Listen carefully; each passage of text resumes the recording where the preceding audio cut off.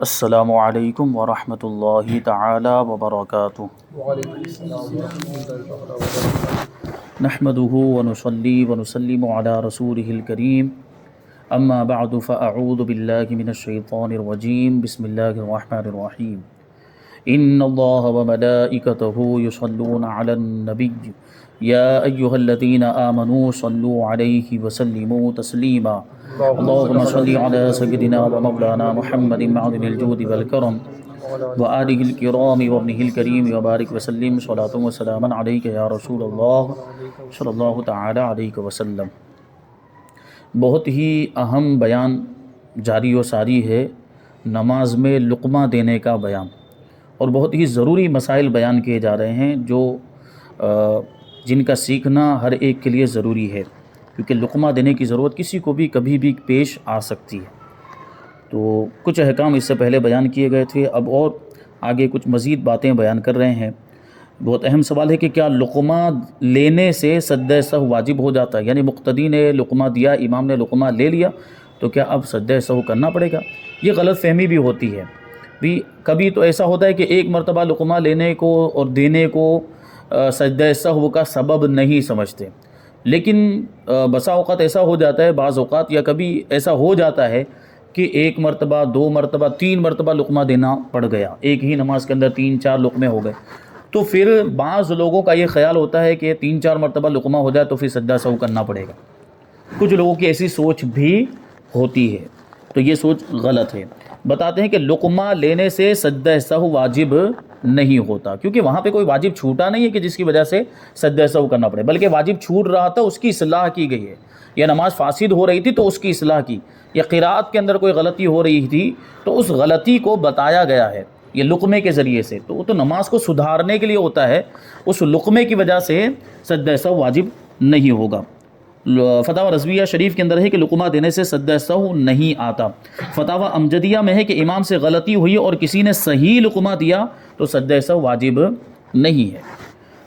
آگے سوال ہے کہ ضرورتاً ایک سے زیادہ لوگوں کا لقمہ دینا کیسا ہے؟ تو یہ بات پہلے بھی آ چکی ہے کہ جو لوگ جان رہے ہیں کہ غلطی ہو رہی ہے تو سب لوگوں کو کے لیے بتانا فرض کفایہ، یعنی ایک بتا دے تو کافی ہو جائے گا، لیکن ایک کے بتانے سے بھی کام نہیں چلا۔ امام نے غلطی نہیں سدھاری تو دوسرا بتائے، دوسرے کے بتانے سے بھی امام جو ہے کہ صحیح نہیں کر رہا ہے، اپنی غلطی کی طرف اس کی توجہ نہیں جا رہی ہے، وہی سوچ رہا ہے کہ میں صحیح پڑھ رہا ہوں، تو تیسرے کا بتانا بھی ضروری ہے۔ تو وہی کہہ رہے ہیں کہ جائز ہے، یعنی ایک سے زیادہ لوگوں کا لقمہ دینا بھی جائز ہے۔ امام احمد رضا خان علیہ رحمت و رضوان فرماتے ہیں کہ بعض دفعہ ایسا ہوتا ہے کہ ایک کے بتانے سے امام کا اپنی غلط یاد پر اعتماد نہیں جاتا، یعنی جو اس کو غلط یاد ہے اس پر اس کو بھروسہ ہوتا ہے، اعتماد ہوتا ہے، تو کوئی لقمہ دیتا ہے تو وہ تو اپنا صحیح سمجھ رہا ہوتا ہے کہ میں تو صحیح پڑھ رہا ہوں، تو وہ ویسے ہی پڑھتا رہتا ہے، اور وہ اس کی تصحیح کو نہیں مانتا، یعنی اس کو درست نہیں کرتا، اور اس کا محتاج ہوتا ہے کہ متعدد شہادتیں اس کی غلطی پر گزریں، یعنی ایک سے زیادہ لوگ اس کو بتائیں تب اس کو احساس ہوتا ہے کہ میں کچھ غلط پڑھ رہا ہوں، تو یہاں فرض ہوگا کہ دوسرا بھی بتائے، اور اب بھی امام رجوع نہ کرے، یعنی دوسرے کے بتانے کے باوجود وہ غلطی کو نہ سدھارے، تو تیسرا بھی تائید کرے، یعنی تیسرا بھی لقمہ دے، یہاں تک کہ امام صحیح کی طرف واپس آئے، یعنی اپنی غلطی کو سدھار لے۔ اب ایک اہم سوال ہے کہ کیا نابالغ بھی لقمہ دے سکتا ہے؟ اگر کوئی نابالغ نماز کے اندر جماعت میں شامل ہو گیا، مقتدی بنا ہوا ہے، اور وہ نابالغ اس کو جو ہے کہ پتہ چل گیا کہ امام سے غلطی ہوئی، وہ لقمہ دینا چاہ رہا ہے، تو کیا وہ لقمہ دے سکتا ہے؟ بعض اوقات ایسا ہوتا ہے، مدرسے میں پڑھنے والے بچے، ان کو مسائل معلوم ہوتے ہیں، یا کوئی حافظ قرآن بن گیا، نابالغ ہے لیکن حافظ قرآن بن گیا، مدرسے میں دارالعلوم میں رہ کر آیا، تو اس طرح کے مسائل اس کو معلوم ہوتے ہیں، اور وہ سمجھ رہا ہے کہ غلطی ہو رہی ہے، تو اب وہ کیا کریں؟ لقمہ دینے کے لیے بالغ ہونا شرط نہیں ہے۔ مراہق یعنی جو بلوغ کے قریب ہو گیا، یعنی بالغ ہونے کے قریب، اس کی عمر تقریباً 12 سال بتائی جاتی ہے، 12 سال کے آس پاس وہ پہنچ گیا ہے تو اس کو مراہق کہا جاتا ہے، اور ایسا بچہ اگر وہ لقمہ دینے کی سمجھ رکھتا ہے، لقمے کے ضروری مسائل کو جانتا ہے، نماز کے ضروری مسائل کو جانتا ہے، اور وہ خود بھی نماز میں ہے، تو اپنے امام کو لقمہ دے سکتا ہے،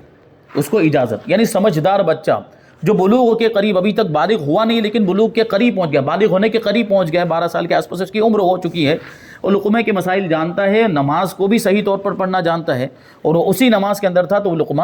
دے سکتا ہے، اس کی اجازت ہے۔ یہی وجہ ہے کہ بعض اوقات بعض جو حافظ بچے ہوتے ہیں وہ حافظ تو بن جاتے لیکن ان کی عمر نہیں ہوتی، وہ بالغ نہیں ہوئے ہوتے ہیں، اس لیے ان کو تراویح پڑھانے کی اجازت نہیں ہوتی، وہ تراویح نہیں پڑھاتے تو صرف سننے کے لیے ان کو رکھا جاتا ہے، کیونکہ ان کو لقمہ دینے کی اجازت ہے، نماز پڑھانا وہ جو ہے کہ بالغوں کی امامت نہیں کر سکتے، نابالغ بچہ جو ہے وہ بالغ کی امامت نہیں کر سکتا، اس لیے اس کو امام نہیں بنایا جاتا، ہاں اس کو سننے کے لیے کھڑا رکھا جاتا ہے کیونکہ اس کے لیے لقمہ دینا جائز ہوتا ہے۔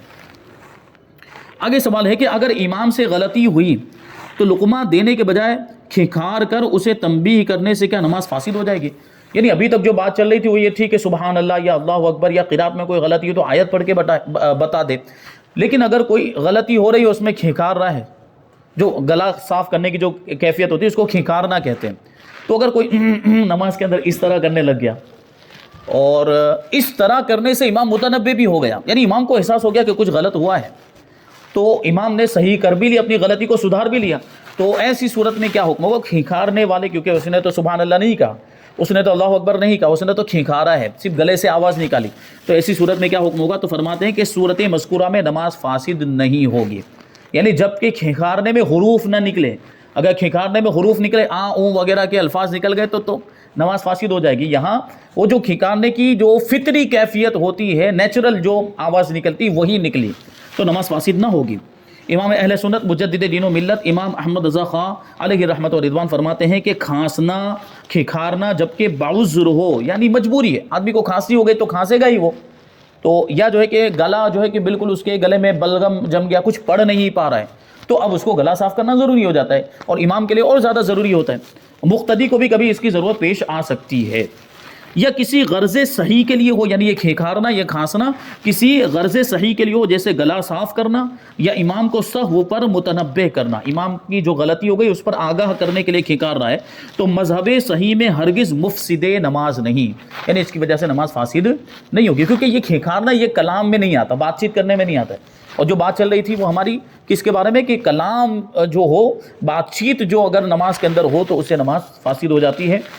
جبکہ سبحان اللہ اللہ اکبر یا قرات کی جو غلطی ہے وہ حاجت کے وقت جو ہے کہ اس کی اجازت ہے، وہ تو پورے احکام اس میں اوپر بیان کیے گئے۔ تو کھنکھارنے سے یا کھانسنے سے اگر امام کو متنبہ کرنا مقصد ہو اور امام اس سے متنبہ ہو جائے اپنی غلطی پر تو اس سے نماز فاسد نہیں ہوگی۔ امام نے قرات میں غلطی کی، مقتدی نے لقمہ دیا، امام نے نہ لیا تو کیا حکم ہے؟ کیا مطلب ہوا کہ ایک تو یہ ہے کہ مقتدی نے غلط لقمہ دیا، تو غلط لقمہ دیتے ہی وہ تو اس کی نماز فاسد ہو جاتی ہے، اور غلط لقمہ امام لے لے تو پھر امام کی بھی فاسد اور سب کی فاسد، جو بھی اس کے پیچھے نماز پڑھیں۔ لیکن یہاں بات کیا چل رہی ہے کہ امام سے غلطی ہوئی اور مقتدی نے صحیح لقمہ دیا، اب امام نے نہیں لیا، تو ایسی صورت میں اب اس مقتدی کی نماز کا کیا حکم ہوگا جس نے صحیح لقمہ دیا تھا اور اس کا لقمہ امام نے نہیں لیا؟ یہ سوال کل آیا تھا، تو اس کو جواب دیتے ہیں کہ اگر وہ غلطی کہ امام نے کی مغیر معنی مفسد نماز تھی، یعنی اس غلطی کی وجہ سے معنی بدل جا رہا ہے، جو آیت میں یا کہیں کسی ایسی جگہ پر غلطی جس کی وجہ سے معنی فاسد ہو جا رہا ہے، اس کی وجہ سے نماز بھی فاسد ہو جا رہی ہے، اور مقتدی نے بتایا اور اس نے نہ لیا، یعنی امام نے لقمہ نہ لیا اور اسی طرح غلط پڑھ کر آگے چل دیا، تو امام کی نماز جاتی رہی اور اس کے سبب سے سب مقتدیوں کی بھی گئی، یعنی اس نے غلطی نہیں سدھاری اور وہ غلطی ایسی تھی جو نماز کو فاسد کرنے والی غلطی تھی، اس پر مقتدی نے لقمہ دیا بھی لیکن امام نے نہیں لیا، ویسے ہی پڑھ کے آگے بڑھ گیا، تو اب امام کی گئی، امام کی گئی تو سب کی گئی۔ اور اگر غلطی مفسد نہ تھی، یعنی اس کی وجہ سے نماز فاسد نہیں ہو رہی تھی، تو سب کی نماز ہو گئی اگرچہ امام غلطی پر قائم رہا اور لقمہ نہ لیا، یعنی ایسی غلطی تھی جس کی وجہ سے معنی فاسد نہیں ہو رہا تھا، نماز فاسد نہیں ہو رہی تھی، اب مثال کے طور پر کوئی آیت چھوٹ گئی تھی، اس پر مقتدی نے لقمہ دیا، تو مقتدی کا لقمہ دینا درست ہے کہ آیت چھوٹی تو اس کا بتانا یہ جائز تھا، تو اس نے صحیح جگہ پر لقمہ دیا تھا لیکن امام نے لقمہ نہیں لیا، لیکن یہ ایسی کوئی غلطی نہیں تھی جس کی وجہ سے نماز فاسد ہو جائے، تو امام کی بھی ہو گئی اور اس مقتدی کی بھی نماز ہو گئی، اس میں کوئی حرج نہیں۔ آگے فرماتے کہ بہرے امام کو لقمہ دیا گیا، اس نے نہ لیا تو اب نماز کا کیا حکم ہوگا؟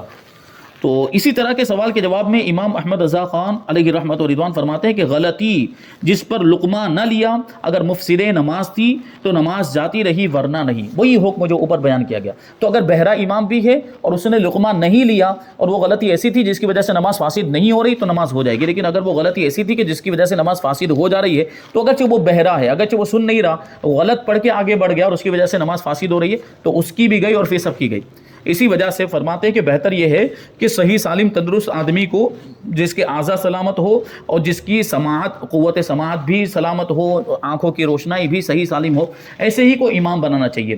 اسی وجہ سے نابینا وغیرہ جو دیگر کچھ لوگ ہوتے ہیں جو معذور ہوتے ہیں ان کو امام بنانا مکروہ تنزیہی فرمایا، اور وہ معذور جن کو کوئی عارضہ لاحق ہو جائے جیسے پیشاب کے قطروں کی بیماری ہے یا ہوا کے خارج ہونے کی بیماری، وہ تو تندرست لوگوں کا امام بن ہی نہیں سکتا۔ ایسے معذور کے پیچھے صحیح سالم لوگوں کی جن کو وہ عذر نہیں ہے ان کی نماز ہوگی ہی نہیں، وہ انشاءاللہ اس کے حکام جو ہے معذور کے حکام تفصیل کے ساتھ آگے آئیں گے۔ تو بہرے کو امام بنانا بہتر نہیں ہے، لیکن اگر مان لیجئے کہ پوری جماعت کے اندر اس سے بہتر کوئی آدمی ہے ہی نہیں، سب سے زیادہ علم اس بہرے کے پاس ہی ہے، سب سے زیادہ معلومات اس کو مسائل وغیرہ کی نماز کی اسی کو، تو پھر بنا دیا گیا اس کو امام۔ اب اس سے کوئی ایسی غلطی ہو رہی ہے اور لقمہ دے رہے ہیں تو اس کو پتہ ہی نہیں چل رہا ہے، تو اب وہ غلط پڑھ کے چلا گیا اور غلطی ایسی تھی کہ جس سے نماز فاسد ہو رہی ہے تو نماز فاسد ہو جائے گی، امام کی بھی اور مقتدیوں کی بھی، اور غلطی مفسد نماز نہیں تھی تو پھر سب کی نماز ہو جائے گی۔ آگے فرماتے کہ ایک مرتبہ غلط لقمہ دینے سے نماز ٹوٹ جاتی ہے یا غلط لقمہ کی تکرار سے نماز ٹوٹتی ہے۔ جو یہ بات آئی تھی کہ مقتدی نے غلط لقمہ دیا تو اس کی نماز ٹوٹ جائے گی، اس کی نماز فاسد ہو جائے گی، تو کیا ایک مرتبہ لقمہ دینے سے ہی فاسد ہو جائے گی یا ایک سے زیادہ مرتبہ اگر وہ لقمہ دے گا تب جا کے اس کی فاسد ہوگی؟ تکرار کا مطلب بار بار کرنا کسی چیز کو، تو اگر بار بار غلط لقمہ دے تب فاسد ہوگی یا ایک بار دینے سے بھی یعنی غلط لقمہ دینے سے بھی نماز فاسد ہو جائے گی؟ تو جواب کہ ایک ہی بار غلط لقمہ دینے سے دینے والے کی نماز ٹوٹ جاتی ہے، تکرار شرط نہیں۔ یہی اصح ہے، یعنی زیادہ صحیح مذہب یہی ہے کہ ایک بار بھی اگر غلط لقمہ دیا تو غلط لقمہ دینے والے کی نماز فاسد ہو جائے گی۔ اب بہت اہم چیز ہے، اس کو توجہ کے ساتھ سماعت کرنا ہے کہ لقمہ کن الفاظ کے ساتھ دینا چاہیے، یہ بہت زیادہ اہم ہے۔ کون سے الفاظ لقمہ دیتے وقت کون سے الفاظ بولنے چاہیے، سبحان اللہ، اللہ اکبر، قرات کی غلطی میں جو بھی بتانا، یہ سب اس کے احکام بیان کریں گے۔ امام قرات کے علاوہ جہاں بھولے، کیونکہ قرات میں بھولے گا تو ظاہر سی بات ہے قرات میں جو بھولا ہے تو جو بھولا ہے وہ بتایا جائے گا، آیت چھوٹی تو آیت بتائی جائے گی۔ وہاں اب امام سے غلطی ہو رہی ہے، امام رک گیا ہے اور امام کو آگے یاد نہیں آ رہا، یا امام کی کوئی آیت چھوٹ گئی اور اپنے سبحان اللہ بولتے چلے جا رہے، تو کیا مطلب ہوا؟ اس کو سبحان اللہ بولنے سے تھوڑی آیت یاد آنے والی ہے، تو وہ آیت بتانی پڑے گی نا وہاں پر۔ تو قرات کے معاملات میں اس کا الگ حکم ہے۔ قرات کے علاوہ کی بات کر رہے ہیں کہ امام قرات کے علاوہ جہاں بھولے تو افضل یہ ہے کہ تسبیح یعنی سبحان اللہ کہہ کر لقمہ دیا جائے۔ قرات کے علاوہ دوسری کسی جگہ پر کوئی بھول ہو رہی ہے تو سبحان اللہ بول کر لقمہ دیا جائے، اور تکبیر یعنی اللہ اکبر کہہ کر بھی لقمہ دے سکتے ہیں۔ جیسے مثال کے طور پر نماز جو تھی وہ سری نماز تھی اور اس میں بلند آواز سے امام نے قرات کرنا شروع کر دیا، جیسے عصر کی نماز میں اس کو آہستہ پڑھنا تھا لیکن اسے بلند آواز سے پڑھنا شروع کر دیا، تو اب وہاں ہم کیسے لقمہ دیں گے؟ سبحان اللہ بول کے لقمہ دیں گے، سبحان اللہ یا اللہ اکبر کہہ کر بھی لقمہ دے سکتے ہیں۔ تو اس سے امام متنبہ ہو جائے گا، اس کو احساس ہوگا کہ مجھ سے کچھ غلطی ہو رہی ہے اور اس کو یاد آ جائے گا۔ وہ اس سے پہلے جو ایک واقعہ بیان کیا گیا تھا کہ امام کو لقمہ دیا، وہ عصر کی نماز کے اندر وہ بادل والا دن ہوگا، ابر چھایا ہوا بادل، بارش کا موسم تھا تو اندھیرا تھا، تو اس نے سمجھا کہ مغرب کی نماز ہے اور عصر کی نماز میں بلند آواز سے قرات کرنا شروع کر دیا۔ اب مقتدی لقمہ دے رہے ہیں سبحان اللہ سبحان اللہ، تو امام سمجھ رہا ہے کہ مقتدیوں کو میری قرات بہت پسند آ رہی ہے، تو اور بلند آواز سے اس نے پڑھنا شروع کر دیا اور متنبہ ہی نہیں ہو رہا ہے۔ تو یہ ایسا بھی کبھی ہو سکتا ہے، بہرحال تو وہاں اس طرح لقمہ دے سکتے ہیں۔ رسول اللہ صلی اللہ علیہ وسلم نے ارشاد فرمایا کہ من نابہ شیء فی صلاتہ فلیسبح فانہ اذا سبح التفت الیہ، کہ جب نماز میں کوئی معاملہ پیش آ جائے یعنی کوئی غلطی ہو جائے تو سبحان اللہ کہو، کہ جب سبحان اللہ کہا جائے گا تو امام متوجہ ہو جائے گا۔ تو امام کے ذہن میں بھی یہ بات ہونی چاہیے کہ مقتدی سبحان اللہ بول رہے ہیں یا اللہ اکبر بول رہے ہیں تو کیوں بول رہے ہیں، وہ اس کو اپنی غلطی کا احساس ہونا چاہیے۔ تاتار خانیہ میں کتاب کا نام ہے تاتار خانیہ، فتاوی تاتار خانیہ میں ہے کہ نمازی جب اس نیت سے تکبیر کہے کہ غیر کو بتائے کہ وہ نماز میں ہے تو اس کی نماز فاسد نہیں ہوتی۔ دیکھیں یہاں وہ اہم مسئلہ ہے، اس کے تعلق سے ایک سوال پوچھا گیا، تو جو سوال جواب کا سیشن ہوتا ہے اس میں ایک سوال یہ بھی آیا تھا کہ ہم مثال کے طور پر نماز میں ہیں اور ہم دوسرے کو بتانا چاہتے ہیں کہ ہم نماز، جیسے کوئی گزرنا چاہتا ہے ہم نمازی کے آگے سے کوئی، تو ہم اس کو بتانا چاہتے ہیں کہ ہم نماز میں مت گزرو، تو کیسے بتائیں گے؟ تکبیر کہہ کر۔ یہ مردوں کا حکم بتا رہے ہیں ابھی، ٹھیک ہے؟ تو تکبیر کہے، اس نیت سے تکبیر کہے کہ غیر کو بتائے، جیسے کوئی گزرنے والا تو اس کو بتائے کہ میں نماز میں ہوں، تو اس کی نماز فاسد نہیں ہوتی۔ یہ اللہ اکبر اس نے کہا تو اس کو متنبہ کرنے کے لیے کہا کہ میں نماز میں ہوں۔ افضل یہ ہے کہ تسبیح کہی جائے، یعنی سبحان اللہ کہا جائے، کیونکہ نبی کریم صلی اللہ علیہ وسلم نے ارشاد فرمایا کہ تسبیح مردوں کے لیے ہے اور تصفیق یعنی ہاتھ پر ہاتھ مارنا یہ عورتوں کے لیے۔ تو یہاں سے یہ بات پتہ چل گئی کہ مرد اگر کسی کو متنبہ کرنا چاہتا ہے کہ میں نماز میں ہوں تو وہ اللہ اکبر یا سبحان اللہ کہے گا، اور عورت اگر کسی کو متوجہ کرنا چاہتی ہے کہ وہ نماز میں ہے تو وہ تصفیق کرے گی، یعنی ہاتھ پر ہاتھ مارے گی، جس سے تھوڑی بہت آواز پیدا ہوگی تو وہ متوجہ ہوگا، وہ دیکھے گا کہ یہ تو نماز پڑھ رہے ہیں، تو پھر وہ گزرنے سے بچ جائے گا یا کوئی دوسرا جو مقصد تھا وہ مقصد حاصل ہو جائے گا۔ فتاوی امجدیہ میں ہے کہ مقتدی ایسے موقع پر جہاں امام کو متوجہ کرنا ہو سبحان اللہ یا اللہ اکبر کہے، جس سے امام کو خیال ہو جائے اور نماز کو درست کر لے۔ تو یہ تو قرات کے علاوہ دوسری جو غلطیاں ہوئی، جہاں امام بھول جائے تو وہاں اللہ اکبر یا سبحان اللہ کہہ کر بتائیں گے۔ اگر قرات میں بھولے، امام سے غلطی ہوئی قرات کے اندر، تو افضل یہ ہے کہ جس آیت پر امام بھولا ہے لقمہ دینے والا پہلے اس سے پچھلی آیت پڑھے اور پھر وہ آیت پڑھے جس کو بھولا ہے، یعنی اوپر والی آیت بتائے پہلے۔ اور یہ اکثر ہوتا ہے، جیسے ہم حفاظ تراویح پڑھاتے ہیں تو اکثر یہ چیز ہوتی بھی ہے، یا تو یہ ہم خود ہی اوپر جا کے 2-3 آیتیں اوپر سے ہم پڑھ لیتے ہیں، اور پھر جب اوپر سے دوبارہ پڑھتے ہوئے آتے ہیں تو وہ یاد بھی آ جاتا ہے۔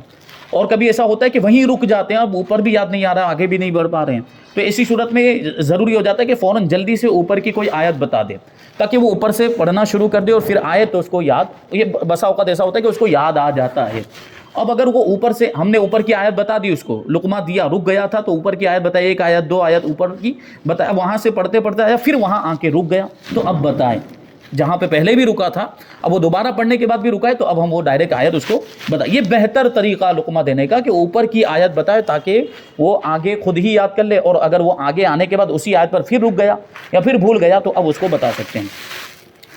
تو وہی کہہ رہے ہیں کہ لقمہ دینے والا پہلے اس سے پچھلی آیت پڑھے اور پھر وہ آیت پڑھے جس کو بھولا ہے، جو آیت بھولا ہے وہی پڑھ دے تب بھی جائز ہے، یعنی ڈائریکٹ اگر وہی آیت بھی بتا دی جس میں غلطی ہوئی ہے تب بھی کوئی حرج نہیں، یہ بھی جائز ہے، یہ بھی ایسا بھی کر سکتے ہیں۔ فتاوی تاطرخانیہ میں ہے کہ فتاوی حجہ میں ہے کہ اولا یہ ہے، یعنی بہتر یہ ہے کہ جب مقتدی امام کو لقمہ دے تو ما قبل والی آیت پڑھے، یعنی پہلے والی پچھلی آیت پڑھے،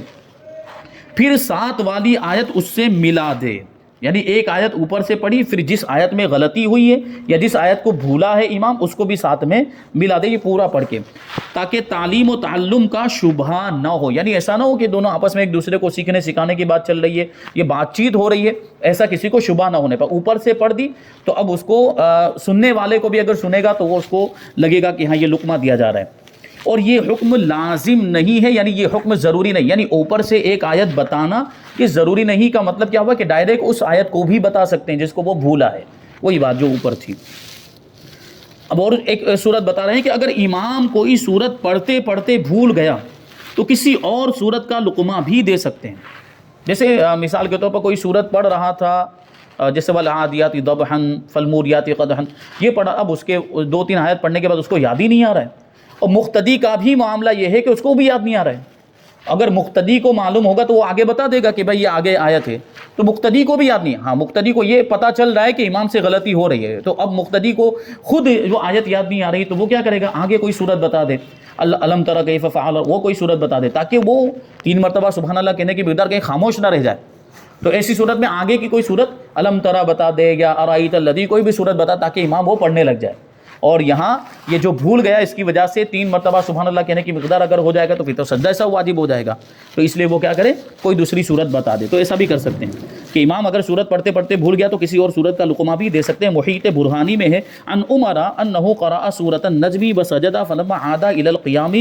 ارتج علیہ فلقنہ واحد اذا زلزلت الارض فقرأها ولم ينکر علیہ۔ حضرت عمر رضی اللہ تعالیٰ عنہ نماز پڑھا رہے تھے، آپ نے سورہ نجم کی تلاوت کی، اسی دوران آیت سجدہ پر سجدہ کر کے جب قیام کی طرف لوٹے تو آپ بھول گئے۔ سورہ نجم کے اندر ایک آیت سجدہ بھی ہے، اس آیت سجدہ پہ حضرت فاروق اعظم پہنچے اور پھر سجدہ کیا، کیونکہ نماز میں جب آیت آ جاتی تو وہاں سجدہ کرنا پڑتا ہے جو تراویح میں جیسے کیا جاتا ہے۔ تو حضرت عمر نے سجدہ کیا، پھر سجدہ کر کے جب واپس کھڑے ہوئے تو اب بھول گئے کہ کہاں سے پڑھنا تھا، ہوتا ہے کبھی ایسا ہوتا ہے کہ وہ آیت سجدہ پڑھی تھی، اب وہ اس آیت کے بعد کون سی آیت ہے وہ یاد ہی نہیں آ رہی ہے، تو یہ ہوا معاملہ. تو کسی نے اذا زلزلت الارض کا لقمہ دیا. اب یہ سورت کتنی بات کی، جو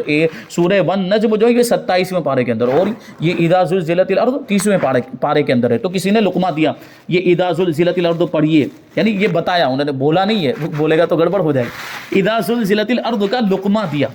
بس آپ نے اس کو پڑھا اور اس پر کسی صحابی نے انکار نہیں کیا، اور آپ نے بھی اس کو بعد میں ڈانٹا نہیں کہ تم نے غلط لقمہ دیا یا یہ کہ یہ معاملہ گڑبڑ ہو گیا. اور دوسرے صحابہ کرام نے بھی حضرت فاروق اعظم کی بارگاہ میں ایسی کوئی بات نہیں عرضی کہ یہ غلط ہو گیا. اس کا مطلب کیا ہے کہ ایسا کرنا درست ہے. اگر کسی صورت کے اندر بھول جاتے ہیں تو دوسری صورت کا لقمہ بھی دیا جا سکتا ہے. سورہ فاتحہ کے بعد امام کو کوئی صورت یاد نہیں آ رہی تو کسی بھی صورت یا آیت کا لقمہ دیا جا سکتا ہے. سورہ فاتحہ پڑھ لیے مکمل، اب کیا پڑھنا ہے اور آگے کوئی صورت اس کے ذہن میں آئی نہیں رہی ہے. بہتر تو یہ ہے کہ پہلے سے سیٹ کر لے کہ بھائی ایک پہلی رکعت میں یہ پڑھوں گا، دوسری میں یہ پڑھوں گا. کبھی ایسا ہوتا ہے کہ ایسے غفلت میں کھڑے ہو گئے، نیت کر کے اب کھڑے ہو گئے اور صورتیں سیٹ نہیں کی، پہلی میں کون سی پڑھنی ہے، دوسری میں کون سی پڑھنی ہے، اور سورہ فاتحہ پڑھنے کے بعد اب خاموش ہو گیا. اب اس کو مطلب یہ بالکل ایک دم یہ سمجھے کہ دنگ رہ گیا کہ اب میں کیا پڑھوں. تو ایسی صورت میں اس کو لقمہ دیا جا سکتا ہے. کسی بھی صورت کا لقمہ دے دیں، ہم کو لگے کہ یہ بھول گیا ہے تو یا کسی بھی صورت یا کسی بھی آیت کا لقمہ دے سکتے ہیں. ہاں یہ ہے کہ پھر اب وہ ہم کچھ دوسری صورت کا اس کو لقمہ دے رہے ہیں تو وہ یاد بھی ہونی چاہیے اس کو، جو امام کو جو ہم جس صورت کا لقمہ دے رہے ہیں. اب پتہ چلا کہ وہ سورہ فاتحہ پڑھ کے خاموش ہوا تو سورہ بقرہ کا لقمہ دے دیا، وہ سورہ بقرہ اس کو یاد ہی نہ ہو. یہ ہو سکتا ہے کہ بعض امام ایسے ہوتے ہیں جو حافظ نہیں ہوتے ہیں، تو ان کو اگر کہیں سے دوسری جگہ سے آپ نے لقمہ دے دیا جو ان کو یاد نہیں تو وہ نہیں پڑھ پائیں گے. تو ایسا جو ان کو یاد ہو، یا جو عام طور پر نمازوں میں پڑھتے ہیں کہ ہمارے امام ہے تو ہم کو پتہ ہوگا کہ وہ عام طور پر نمازوں میں کون سی صورتیں پڑھا کرتے ہیں، تو وہ صورت ان صورتوں میں سے کسی صورت کا لقمہ ہم دے سکتے ہیں. بدائے میں ہے ان ابن عمر رضی اللہ تعالی عنہما انه قرأ الفاتحة في صلاة المغرب فلم يتذكر سورة فقال نافع اذا زلزلت فقرأ. حضرت عبداللہ ابن عمر رضی اللہ تعالی عنہ کے بارے میں ہے کہ انہوں نے نماز مغرب میں سورہ فاتحہ پڑھی تو آگے ان کو سورت یاد ہی نہ آئی، بس حضرت نافع رضی اللہ تعالی عنہ نے اذا زلزلت کہہ کر لقمہ دیا تو آپ نے اس سورت کی تلاوت کی. دیکھیے سورت کا لقمہ ہوا. اب آگے ایک اہم بات بتاتے کہ امام کو بیٹھنا تھا، وہ بھول کر کھڑا ہونے لگا تو مقتدی نے اسے کہا بیٹھ جاؤ، تو اس کی نماز کا کیا حکم ہے؟ یعنی مقتدی سبحان اللہ یا اللہ اکبر نہیں کہہ رہا، ڈائریکٹ جو اردو کے الفاظ بول دیے اس نے، بیٹھ جاؤ، یا ہندی میں دوسری کوئی زبان کے اندر وہی بول دیا ہے. تو اب یہ تو سیدھی بات چیت ہو گئی، بیٹھ جاؤ کہہ دینا، یہ سیدھی بات چیت ہو گئی، تو اس سے تو نماز فاسد ہو جائے گی. بات سمجھ میں آ رہی؟ تو کہتے ہیں کہ اس کی نماز فاسد ہو جائے گی کیونکہ یہ کلام ہے اور کلام ہر صورت میں نماز کو فاسد کر دیتا ہے. فتاوی ہندیہ میں ہے کہ نماز کے اندر کلام نماز کو فاسد کر دیتا ہے، چاہے کلام بھول کر ہو یا عمدن یعنی جان بوجھ کر ہو، خطا سے یعنی غلطی سے آواز بات نکل جائے، یا قصدن ہو اپنے قصد و ارادے سے بات کر رہا ہو، تھوڑا کلام کیا یا زیادہ کلام کیا، خواہ نماز کی اصلاح کے لیے ہو، جیسا کہ امام بیٹھنے کی جگہ کھڑا ہونے لگا تو اسے کہا کہ بیٹھ جاؤ، یا قیام کی جگہ بیٹھنے لگا تو اسے کہا کہ کھڑے ہو جاؤ. تو یہ بات چیت ہو گئی، اس کو حکم دیا جا رہا ہے. ہاں سبحان اللہ اللہ اکبر کہیں تاکہ وہ خود ہی متوجہ ہو جائے، تو یہ بات چیت میں نہیں شمار ہوگا. سبحان اللہ یا اللہ اکبر کہنا یہ بات چیت میں شمار نہیں ہوگا، یہ کلام میں شمار نہیں ہوگا، کیونکہ یہ حاجت اور ضرورت کی وجہ سے یہ سبحان اللہ یا اللہ اکبر کہا جا رہا ہے، اس کی تو اجازت ہے. کسی نے قسم کھائی کہ فلاں سے کلام نہیں کرے گا، پھر اس کے پیچھے نماز پڑھی اور اسے نماز میں لقمہ دیا تو کیا اس کی قسم ٹوٹ جائے گی؟ یہ اہم سوال ہے کہ میں فلاں آدمی سے بات نہیں کروں گا. اب اس نے جو ہے کہ نماز اس کے پیچھے پڑھی اور اس سے کوئی غلطی اور یہ اس کو لقمہ دے رہا ہے، تو لقمہ دینا بھی تو ایک اعتبار سے دیکھے تو یہ بات چیت ہے کہ اس کو بتا رہا ہے وہ، لیکن یہ مطلقاً کلام نہیں ہے. مطلقاً کلام کا مطلب کیا ہے کہ عام طور پر ایک انسان دوسرے انسان سے جس طرح کی بات چیت کرتا ہے یہ اس طرح کی بات چیت میں شمار نہیں ہے. یہ نماز کی اصلاح کے لیے یہاں پر سبحان اللہ یا اللہ اکبر بولا جاتا ہے، تو یہ مطلقاً کلام نہیں ہے، تو اس کے لیے مطلقاً کلام اور بات چیت کا حکم بھی نہیں ہوگا. تو اگر کوئی قسم کھاتا ہے کہ میں فلاں سے بات نہیں کروں گا تو اس سے جو عام طور پر ایک انسان دوسرے انسان سے بات کرتا ہے وہ بات چیت مراد ہوگی، نماز کے اندر لقمہ دینا مراد نہیں ہوگا، تو اس سے اس کی قسم نہیں ٹوٹے گی. جواب دیتے ہیں کہ قسم نہیں ٹوٹے گی کیونکہ لقمہ دینا جبکہ اپنے شرائط کے ساتھ ہو، یعنی نماز فاسد ہو رہی ہو یا واجب ترک ہو رہا ہو یا قرات کی کوئی غلطی ہو تو وہاں لقمہ دے رہا ہو، اس کے شرائط کے ساتھ ہو، تو شرعاً یہ مطلق طور پر کلام نہیں ہے، اس کو کلام میں شمار نہیں کیا جائے گا. تو یہ کچھ ضروری مسائل اب یہ لقمے کا بتا دیا. یہاں پر اب آگے بتائیں گے سورہ فاتحہ میں لقمہ دینے کے مسائل. انشاءاللہ تبارک و تعالیٰ اس کو آگے بیان کیا جائے گا۔ جو کچھ بھی بیان ہوا اس پر ہم سب کو اللہ تبارک و تعالیٰ عمل کرنے کی توفیق عطا فرمائے۔ وما علینا الا البلاغ۔ السلام علیکم۔